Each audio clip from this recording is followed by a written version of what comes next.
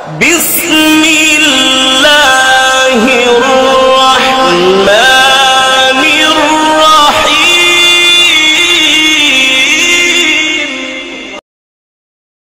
اللہ نے فرمایا یا ایھا الذین آمنوا قوا انفسکم واہلیکم نارا،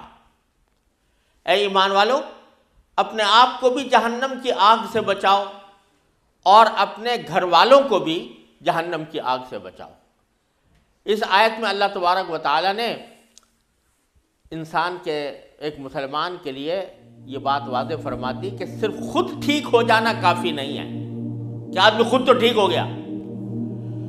اور اپنے گھر والے، اپنی اولاد اگر غلط راستے پر جا رہی ہے تو تمہاری ذمہ داری محض اپنے طور پر ٹھیک ہو جانے سے پوری نہیں ہوتی۔ بہت سے لوگ ایسے ہوتے ہیں کہ وہ خود تو دینی فرائض کے بھی پابند ہیں، نمازیں بھی جماعت سے پڑھتے ہیں، صف اول میں حاضر رہتے ہیں، لیکن اولاد کی طرف دھیان نہیں کہ اولاد کدھر جا رہی ہے، اس کو صحیح راستے پر رکھنے اور دین کا پابند بنانے کی طرف توجہ نہیں، اور اس کا نتیجہ یہ کہ اولاد جو ہے وہ اپنے ہاتھ سے نکلی جاتی ہے اور پرواہ نہیں کرتے لوگ۔ یہاں قرآن کریم نے ایک اور بات کی طرف اشارہ فرمایا ہے ان الفاظ کو استعمال کر کے۔ بعض مرتبہ ہم لوگ یہ کہہ کر فارغ ہو جایا کرتے ہیں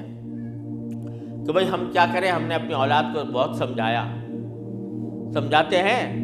لیکن کیا کریں کہ اولاد مانتی نہیں، فہمائش کرتے ہیں، سمجھاتے ہیں، ہر طرح سے اس کو قائل کرنے کی کوشش کرتے ہیں، لیکن وہ مانتی نہیں، تو اب ہم کیا کریں، ہماری ذمہ داری تو اتنی ہے کہ سمجھا دیں۔ تو قرآن کریم نے فرمایا کہ اپنے آپ کو اور اپنے اہل و عیال کو آگ سے بچاؤ۔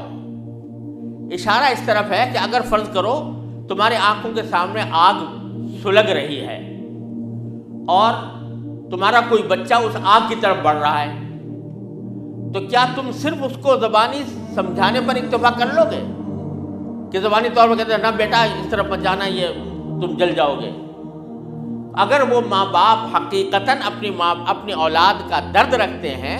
تو محض زبانی فہمائش پر اکتفا نہیں کریں گے، بلکہ ان کو چین نہیں آئے گا جب تک کہ اس کو گود سے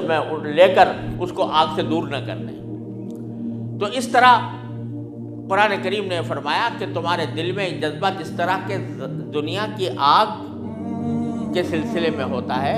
کہ اگر اولاد آگ کی طرف بڑھ رہی ہو تو تم صرف زبانی سمجھانے پر اکتفا نہیں کرتے بلکہ آگے بڑھ کر اس کو اٹھا لیتے ہو، اسی طرح جہنم کی آگ کی طرف اگر اولاد بڑھ رہی ہے، گناہوں کی طرف، کفر کی طرف، شرک کی طرف، بددینی کی طرف، تو اس وقت بھی تمہیں چین نہیں آنا چاہیے جب تک کہ تم ان کو اس سے باز رکھنے کی اپنی پوری طاقت صرف نہ کر دو۔ تو محض ایک آدھ مرتبہ سمجھا دینا کافی نہیں ہے، بلکہ